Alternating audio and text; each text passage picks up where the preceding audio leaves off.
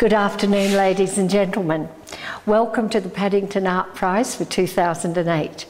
It gives me great pleasure to introduce to you this exceptionally talented gentleman, Ruark Lewis, who is the modern equivalent of the definitive Renaissance man. He has developed a many-layered and multifaceted body of work in all artistic fields of endeavour.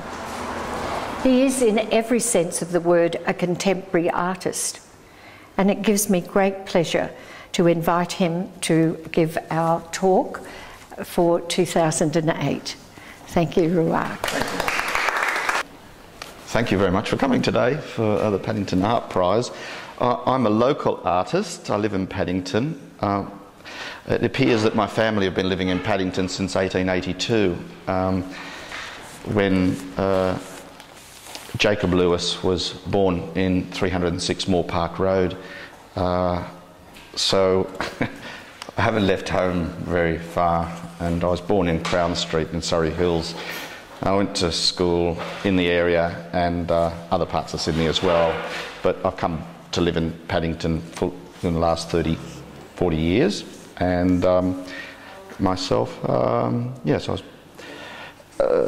was funny, so I was talking to the poet Anna Kawani this morning, and Anna went to Sydney Girls High School and her brothers went to Sydney Boys High School, and they lived in Burke Street in Surrey Hills. Their parents were doctors, both of them were doctors, so they knew everybody in the neighbourhood and all the ups and downs of people's lives. And so I guess through a few friends that we have for many, many years, we've got we sort of record certain things about the city of Sydney and Australia as well. But I'm going to read some of Anna's poetry later. What I've decided to do today, because there's so many different voices in this exhibition that comes together to be, a landscape exhibition, disparate voices in a sense, but not dissident voices. They're all sort of progressing and going in a positive way, and it's a really beautiful exhibition to be amongst. But I thought, the poetic thread, some of the issues that Australian poets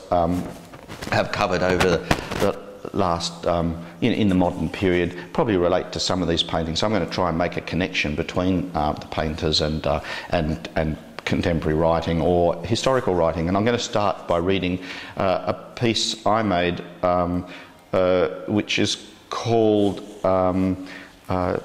Transcriptions for the Perfect Place. Which is obviously a place, I'm talking about the whole country of Australia, and this is a text that I made for an installation at the Biennale in 2006 at the MCA, and so I'm going to get you into the mood of the country and the reader, the poet, the journalist, the explorer, the person that views places and spaces. And more grotesque and cavernous than the leap of natives that surrounded him due to the hostile attitudes of the missionaries, the new species found in Blood Range that Giles had traversed twice to terrible Billy at Elders Creek, to the gorge of yarns from where water lay and a solitary eagle perched upon its rock, and where the whole horse could go down, and it was from here that they found Mount Tilianarchus and burned the land. And on the subject of the natives, these devilish natives that went cooey, I went cooey, and the thick trioidea for the brute 200 pounds of flour that he carried, the fair maid of Perth and nuggety black and darky, the 4 gallons of smoky horse, and each carted a rug and beard for fairly close to the sands, these trees that were very handsome with round ambiguous tops, and ants troubled me that night when Mount Destruction frowned on us and was more or less desirable. The very poor quality of European names for a planet like Erophilia Scopofaria is somewhat concerned with finding a reliable authority. At 50 miles, the distance from the source, I had reached to find the feet of those monstrous animals this unfortunate prisoner worked for human hopes and aspirations. In the furthest water I have drowned, having never met such unknown features on this planet. I vainly hope to plough the water of an inland sea, but my narrative is a tale of suffering, now imprisoned in a water trap of maps, that I could dream to halt the sunset where no parallel exists on earth. He has discovered in the mouths of rivers the cockle shell of little ships beside the sunken edge of coral, this terra incognita, this unfortunate prisoner. All the apparatus necessary, thermometer, barometer, compass, field glasses, quart pot, water bag and matches. I was going to the east to get to the west at last. After this I sit in the shade of the trees reflecting on the precariousness of my present situation, and think it highly probable that I should die of hunger or of thirst long before anyone can possibly arrive. I stagger under the weight of 50 pounds. I have only 14 matches. I digest all the points of my situation, for to drink is to die. Lost all consciousness. Tell whether 1 day or 2 or 3 days had passed in this April ivory moonlight, of footfalls galloping, going campwards. The vague air made, and she without him entered my head. I stood up and listened. I could hardly move. I suffered. I stepped over the bridge. I asked him. I could see. I knew. I was prepared for the sounds I heard. He said he planted some smoke and marked a tree. 96 to 98.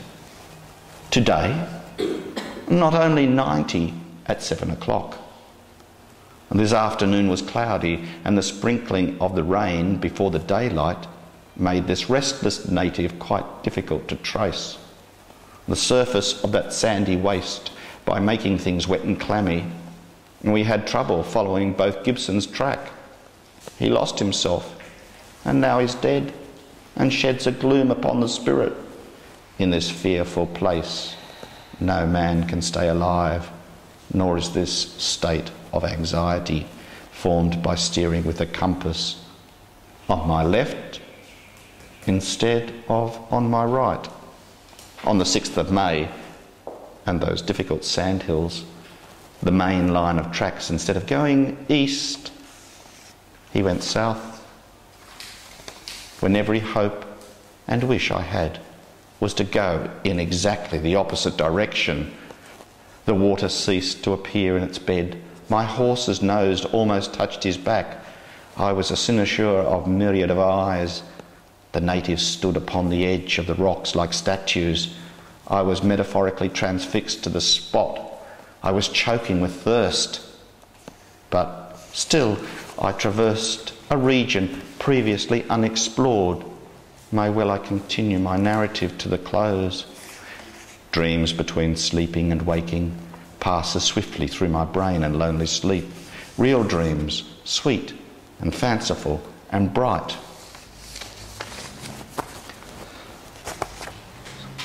So perhaps the painters in this room and upstairs prepare their mental spaces before they start to create these amazing images, each of them so different to each other.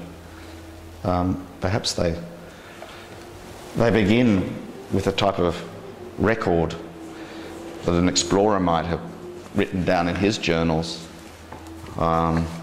Maybe the artist has got to synthesize it in some way and prepare it like the words for songs or an opera or something like that.